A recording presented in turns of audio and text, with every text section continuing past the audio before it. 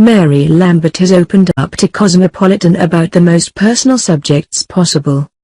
In an emotional interview with the publication, the singer and spoken word artist runs through a laundry list of trauma that explains why she tried to kill herself as a teenager. The 28-year-old is likely best known to music fans for her single Secrets and also for her featured verse on Macklemore and Ryan Lewis' LGBTQ anthem Same Love.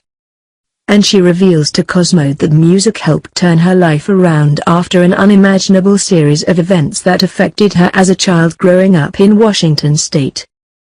Music is beautiful and cathartic, but there is something very healing about saying exactly what happened to you and speaking your truth, Lambert says in the video below, adding, "I'm still in my own journey of body love and self-love.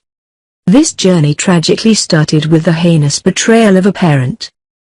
I was molested by my father at a really young age," the singer says.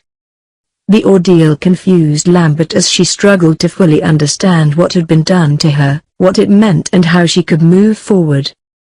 "You don't know what's happening, especially when you're raised in that environment and your brain is forming," she explains. "There's no sense of what normal is." This is the sort of statement to which we're guessing nearly all victims of molestation can relate.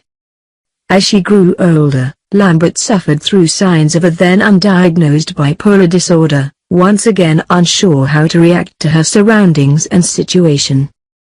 "I was really living in extremes. I would have the best day ever and then I would come home and I would want to die," she says. Horribly, the abuse at the hands of her father would not be the only time Lambert was a victim of sexual assault. "When I was 16, I snuck into an army barracks and I was gang raped," Lambert says, expounding on how she endured this pain with a traumatized detachment as a result of her past. "You go into survival mode and go, okay, how do I navigate this situation?" About a year later, she came out as a lesbian to her evangelical Christian church. She did not receive a positive response from those around her at the time. By age 18, she had tried to kill herself. "Everything hurt so much," Lambert says of the time, adding, "The fact that I was abused by my dad, was raped, was gay, was bipolar. Not to mention always being a big girl in the world. Just existing in those spaces, of like, I don't feel at home in my body, I don't feel at home in this world. What options do I have left?" Fortunately, Lambert failed, and she also fell involved with music, which she describes now as a form of healing, almost like self-therapy. "I'm so glad I didn't die, I'm so glad that I'm alive, that I didn't give in, but it wasn't easy," Lambert concludes.